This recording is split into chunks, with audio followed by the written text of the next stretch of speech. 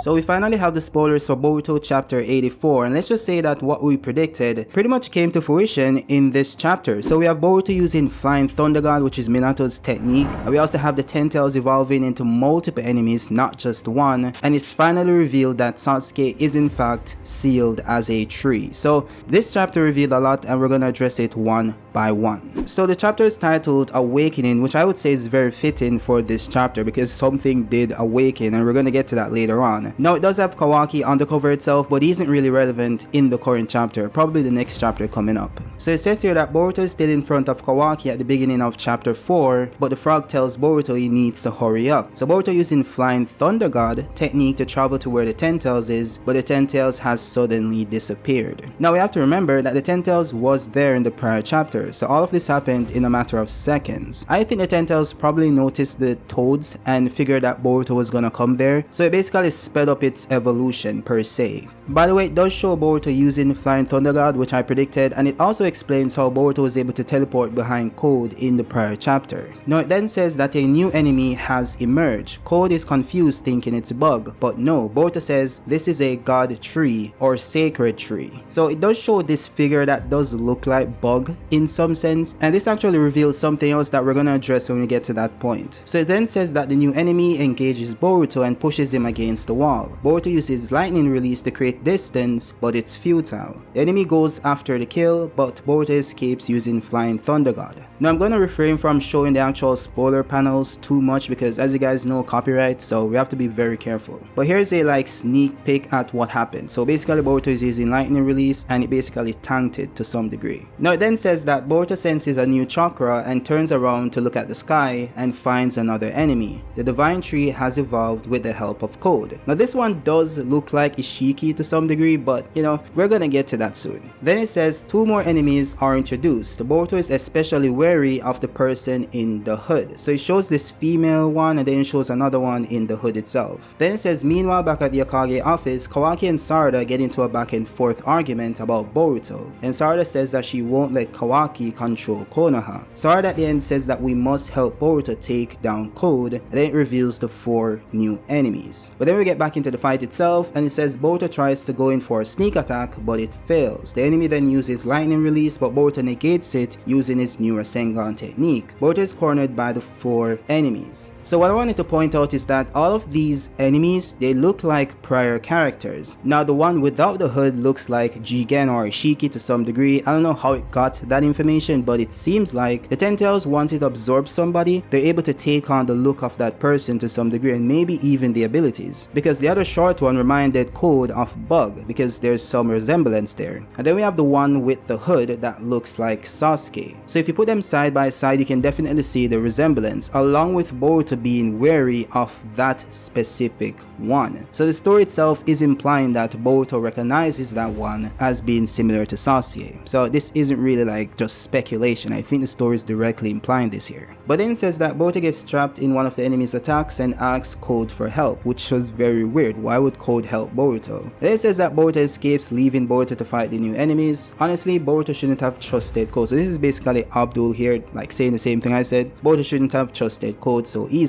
Then it says that the frog tells Boruto to escape immediately. Now what I do find interesting is that it seems like these evolved 10 tails, basically this is just the one 10 tail split into 4 different entities. It seems that they have the ability to modify their body parts, which is very similar to Kawaki's ability. Now it could also be Code's ability because though Code can't really modify his body into something else, he's able to enlarge and shorten his claws and all that jazz. So maybe it's from Code and just an evolved version of his technique. So that's also possible. But what I do want to point out is that these clones or separated versions of the 10 tails seem to be very relative to Boruto in strength and speed. So as I pointed out in the prior chapter, even though Boruto seems like he's very strong, most of his feats against Code were technique wise, using hack stability. So that doesn't seem to be working here against these guys. Of course Boruto is fighting 4 individuals, so it's not technically fair. So I will say that is technically at a disadvantage. Oh, and one more thing, it seems like these guys possess the Renegon. So every single one of them has a Renegon embedded in their eyes or at some place in their bodies. So that's one thing to point out. So then Abdul gives like a rough translation of what one of the clones says. It seemed like this one is the leader for all of them. So it says here that it says, our ego has awakened and our overflowing curiosity and thirst for knowledge has surpassed our instincts to eat you for now.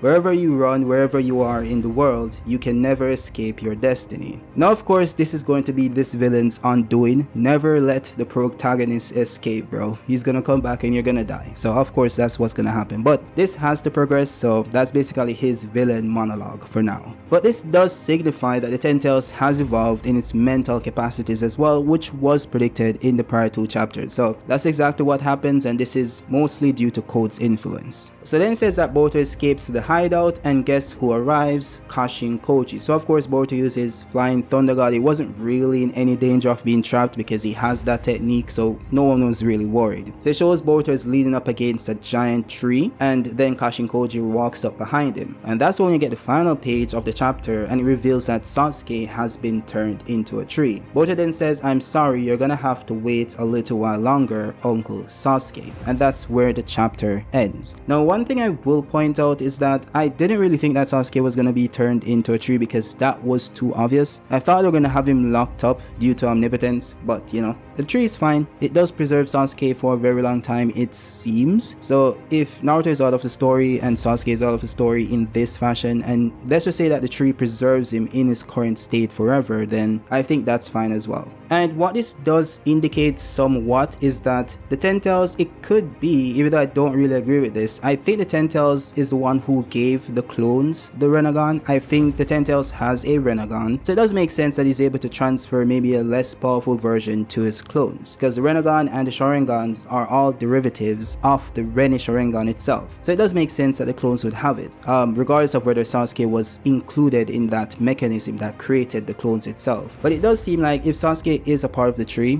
and if the clones themselves that we're looking at right now, these 4 villains, one of them takes on the physical appearance of Sasuke himself, it does make sense that it could be possible that maybe they took the genetic material within Sasuke, or maybe the genetic material in his eye, and refashioned it to make multiple Renegons. So it would be similar to how they're able to take Hashirama cells and refashion it into like an entire arm, or into like multiple like bodies with just like a single cell. They're able to reproduce it. So if they're able to get like just a slight or small like slab of genetic data for the Renegon, it does make sense that maybe they're able to replicate it within the clones themselves, and that's why we see these guys having multiple Renegons in every eye. Or it could be that the Ten Tails just distributing its Renegon, because the Ten Tails itself does also have a Renegon, so I don't see why it would need to take genetic material from Sasuke's Renegon to create new Renegons, you know, if you get what I'm saying. But one thing to point out is that one of the guys also used lightning release, or I think 2 of them used lightning release, or just the Sasuke one used lightning release, because Boruto used lightning release on the small one. So the one who used lightning release does look like Sasuke. So this does bring into question, if it's able to use lightning release and you believe that the Renegon that it does possess was taken from Sasuke's genetic data, does it also possess every ability Sasuke possessed in the past? Because that would be ridiculous. Now if it isn't Sasuke's Renegon, then it technically wouldn't have his Renegon abilities, but every other ability that Sasuke possessed in the past could be at the use of this current villain. Now with that being said, it's good to see Kashin Koji is still alive. Of course we're gonna get more information when we get the actual chapter out and we have actual like conversations, you know, being like fleshed out in the full chapter itself. Again, these spoilers were pretty short. I think we got like 6 minutes out of it, and technically like both the chapters are like 50 pages, and that brings us like 20 plus minutes in a video if we're going to discuss exactly what they're saying. So obviously a lot of information is missing, and you guys should read the actual chapter and don't just look at spoilers, okay? But as I was saying, it is good to see Kashin Koji, because as I predicted in my chapter review for chapter 3 or chapter 83, Boruto